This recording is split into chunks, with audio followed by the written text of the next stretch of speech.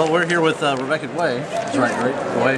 Okay. Well, no. Oh, it isn't? Oh, see? No, it's Gay. Oh, it is a Gay? Yeah. Okay, I had no idea. Yeah. So we're here with Rebecca Gay. I'll edit the first part. And, we're going to ask you a couple basic questions. I've asked other players and everything what they want to hear from you, too. So, so where are you from? I grew up north of Boston, but I lived in New York City for 8 years, and now I live back in Western Mass, and I've been there since '96. Okay. All right. And how long have you been working for Wizards? I did my first cards in 1995 for Alliances. Okay. All right. And say one of our players who really is a fan of your artwork wanted to know, how did you feel when there was an outcry, when Wizards let you go, and then there was an outcry from the fans, from the players that wanted you to come back and do more artwork? And how did that make you feel? Well, it was really, really flattering. I don't really have a sense of things when I'm in the studio and working. That people are out there loving what I do. I just get very insular, and so when my art was stopped, when they stopped using my art for the new stuff in Magic, I understand. They have no obligation to use my work. But when I was invited down to a pre-release, and I said I'm not in the new set, and then the organizer said, "Why?" I said, "Well, they're just not using me anymore. It's okay, And he's like, "Oh my God!" And so having that, just having a few emails out in the world and a few message boards, having that info being posted, and then hearing everything that came back, I just couldn't believe it. I could not believe how many emails I was getting and how many emails went into Wizards. It was just stunning and completely flattering and overwhelming. You have a very unique style, and it doesn't really look like any of the other cards. It's very nice. And what's your preferred medium? These days, I work in acrylic wash with oil layers on top. Okay. Okay. And how long does it take for you to do a piece? It depends on the piece. Sometimes a piece can kind of come around to completion in a few days. Sometimes it takes a week, But generally between 5 to 10 days that will cover it probably. Or okay. Sometimes a piece on rare occasion will have I can finish it in 3 days. But that's when I just have all the problems already solved in my head, and I know exactly where it's going to be. Like Dwell on the Past, I think is one of my most successful cards, but it only took a few days to paint. Okay. Yeah. Do you have a favorite of all the cards that you've done for Magic? Or it's because I've done so many. It's always hard to pick one favorite. I have a top 10 list, maybe. What's in your top 10 then? And among those would be Gaia's Blessing and Dwell on the Past. Kesa, the Sarah Angel, which was an oversized card, I've always really loved.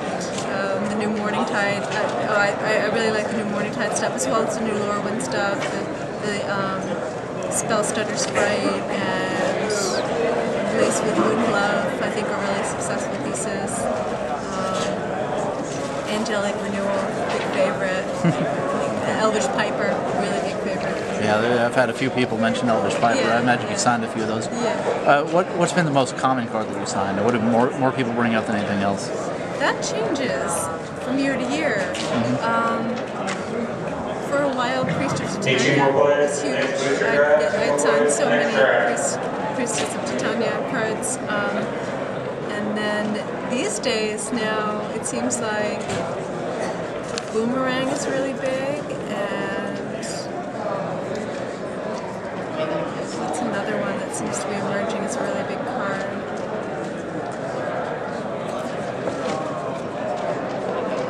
Oh, it's now I'm blanking, but I can't think of but it does change from year to year. Okay. Do you do art for any other games or anything?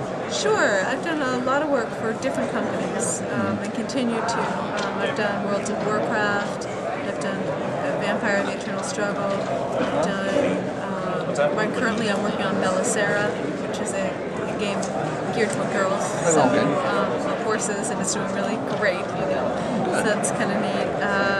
And then I do a lot in publishing otherwise, and children's books and comics, graphic novels, book covers. Okay. What's your favorite piece of artwork other than what you do? I'm just saying. My favorite yeah, piece, favorite piece, like, period.